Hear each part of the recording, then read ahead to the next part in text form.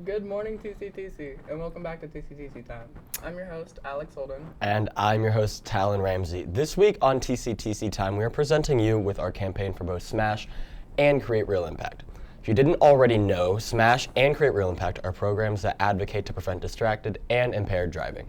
And this week on TCTC Time, we have segments pertaining to that very subject. First, we have an interview with Deputy DeLuga. Let's take a look. My name is Deputy DeLuga. I'm Deputy Sheriff of the Trumbull County Sheriff's Office. I am right now assigned as the School Resource Officer here at Trumbull Career Technical Center.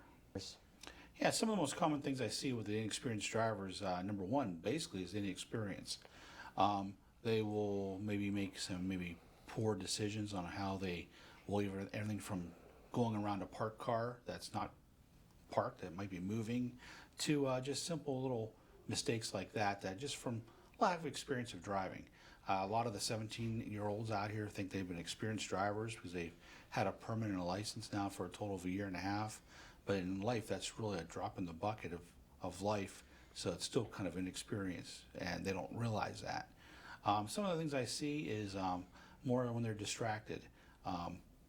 Big thing I've always seen a lot was iPads or iPods when they're putting on their music. They're not playing a CD or anything, but they're on their iPod, setting their music, and it takes just a moment to look away from the road, and next thing you know, they bump the bumper in front of them. Or another thing that really kind of bothers me a little bit because I don't think they realize at the time is when there's multiple kids in the car.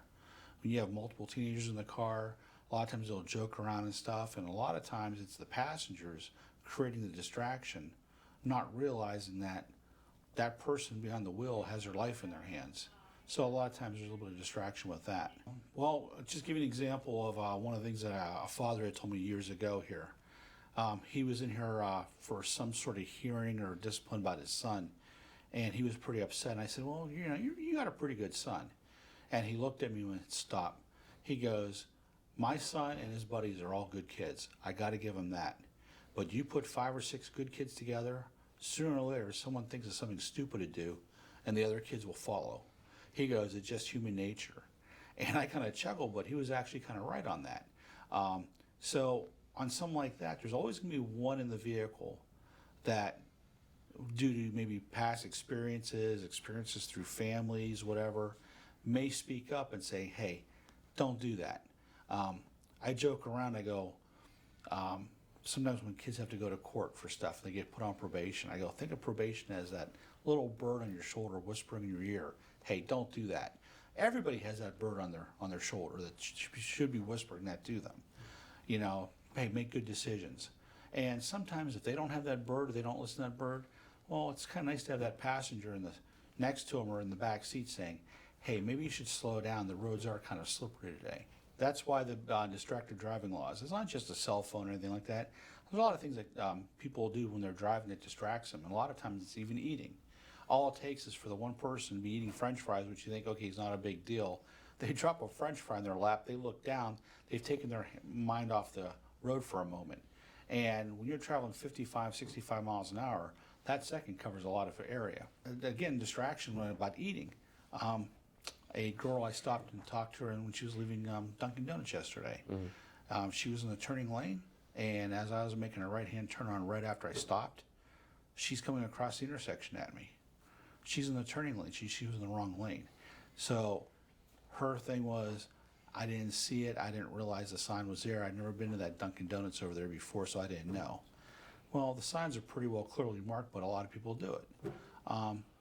So any type of distraction like that, as minor as people think they are, it's still a distraction. And those distractions can have some serious consequences. I tell a lot of the students here, I go, it just takes one bad decision, a moment in your life that kind of veers off, and you're on a different path the rest of your life because of that one decision. Oh, actually, I think that it's a very good thing you can start pulling people over for the distracted driving laws with the cell phone.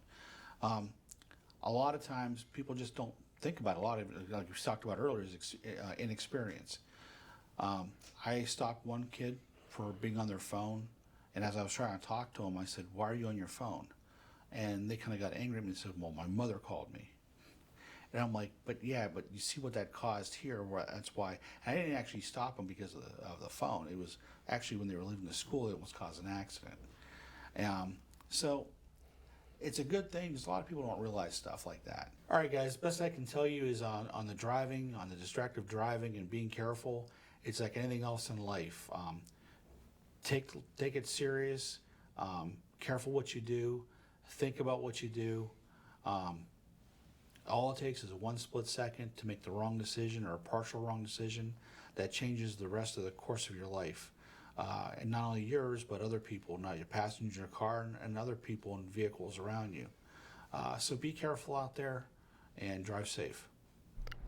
A special thanks to Deputy DeLuga for sitting down with me for that interview. Up next, we have a PSA regarding distracted driving and what you can do to help prevent it. Almost 4,000 teens are a part of fatal crashes each year. Let's learn why. There are 4 types of distracted driving: visual, Cognitive, auditory, and manual.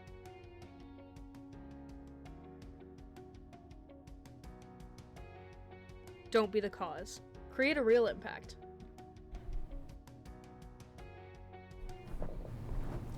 Lastly, we will hear ways from students on how they would speak up if the driver of the car they were in was distracted.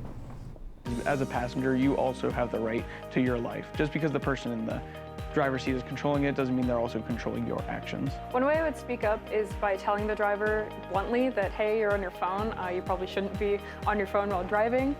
A way I'd speak up to alert the driver is I'd let them know that I probably don't feel comfortable with them on their phone while driving. I just tell them to either give me the phone, because that's usually what I do if I have a passenger. I'll give them my phone. Anytime that anything happens, they can answer it, and then I just tell them what to say. I would tell them to get off their phone or whatever they're doing that's distracting them to stop it, because there's other lives in the car. I'd probably tell them to put the phone down and just stay focused on the road. It's no way you should be driving. Well, I would try to prevent the thing beforehand by making sure this person has their phone away before starting to drive, and I would most likely put their phone inside the glove box or something like that. Now, what you should do? Speak up. Speak up. Speak up. Speak up.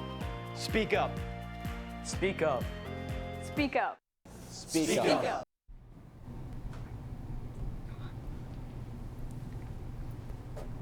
That's all we have this week on TCTC Time. Thank you all so much for doing what you can to help make our roads safer. Stay safe and distraction-free this prom season. Have a great rest of your day.